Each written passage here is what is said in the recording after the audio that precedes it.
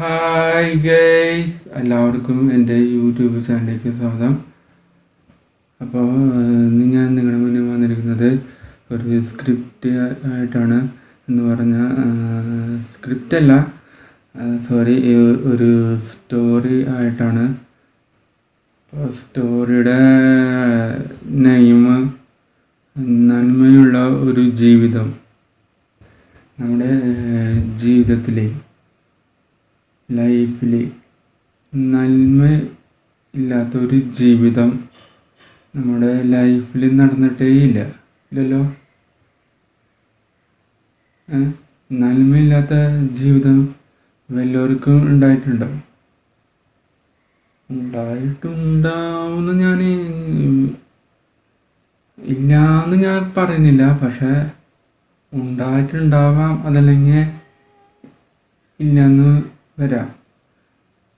കാരണം ലൈഫിൽ നന്മയുണ്ട്, അതിനോട് ഉപരി ഓപ്പോസിറ്റ് തിന്മ ഉണ്ട്. അപ്പം നന്മയും തിന്മയും കലർന്ന ഒരു ജീവിതമാണ് നമ്മുടെ ജീവിതം. അപ്പോൾ അത് വെച്ചൊരു കഥ ഞാൻ എഴുതി മുഴുവൻ ആക്കിയിട്ടില്ല. അപ്പോൾ എഴുതിടത്തോളം വരെ ഞാൻ വായിക്കാം. കഥയുടെ പേര് നന്മയുള്ള ഒരു ജീവിതം. അതാണ്. അപ്പോൾ വായിക്കാൻ പോവാണ്.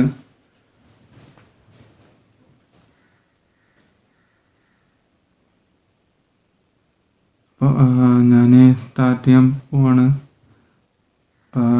കഥ കേട്ട നിങ്ങൾക്ക് ഇഷ്ടപ്പെട്ടിട്ടുണ്ടെങ്കിൽ ലൈക്ക് ചെയ്യുക, ഷെയർ ചെയ്യുക, സബ്സ്ക്രൈബ് ചെയ്യുക, എന്നിട്ട് നിങ്ങളുടെ ഫ്രണ്ട്സുകളിലേക്ക് എത്തിക്കുക.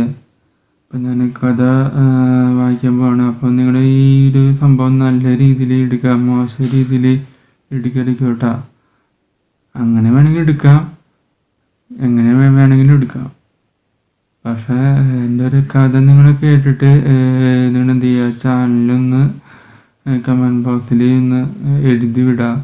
ഇഷ്ടപ്പെട്ടെന്ന് പറഞ്ഞ് എഴുതി വിടുക. ഇഷ്ടപ്പെട്ടില്ലെങ്കിൽ അതും അങ്ങനെ പറഞ്ഞ് എഴുതി വിടുക. എനിക്കൊരു കുഴപ്പമില്ല. പിന്നെ എനിക്ക് വേറെ ഒരു കാര്യം പറയാനുള്ളത്, ഈ ചാനലൊന്ന് നന്നായിട്ട് ബൂസ്റ്റ് ചെയ്യുക. അപ്പം ഞാൻ കഥ പറഞ്ഞു തുടങ്ങാം. ഒരിക്കൽ ഒരിടത്ത് ഒരു സ്നേഹവീട് എന്ന വീട്ടിൽ ഗൃഹനാഥനായ നന്ദുവും ഗൃഹനാഥിയായ നന്ദിനിയും ഇവരുടെ 2 മക്കളായ രാമുവും രേമിയും ഉണ്ടായിരുന്നു. ഗൃഹനാഥൻ കൃഷിയിലാണ് ജോലി. ഗൃഹനാഥിയുടെ ജോലി ചെറുകിട കച്ചവടമാണ്. 2 മക്കളും വീടിൻ്റെ അടുത്തുള്ള ഗവൺമെൻറ് സ്കൂളിലാണ് പഠിക്കുന്നത്. രാമു 4ലും രേമി 2ലുമാണ് പഠിക്കുന്നത്. ഇവർ 4 പേരുടെ ജീവിതം നല്ല സന്തോഷകരമാണ്. ഇവരുടെ ജീവിതം ഗൃഹനാഥയായ നന്ദുവിൻ്റെയും ഗൃഹനാഥിയായ നന്ദിനിയുടെയും ബാല്യകാലത്തുണ്ടായ നല്ല നല്ല അനുഭവങ്ങളും വളരെ ബുദ്ധിമുട്ടുകളും അവർ നേരിടേണ്ടി വന്നിട്ടുണ്ടായിരുന്നു. കാരണം ഇവർ 2 പേരുടെ മാതാപിതാക്കന്മാർക്ക് ദുഃഖവും പ്രയാസവും കഷ്ടതകളും സന്തോഷങ്ങളും നിറഞ്ഞ ജീവിതമായിരുന്നു.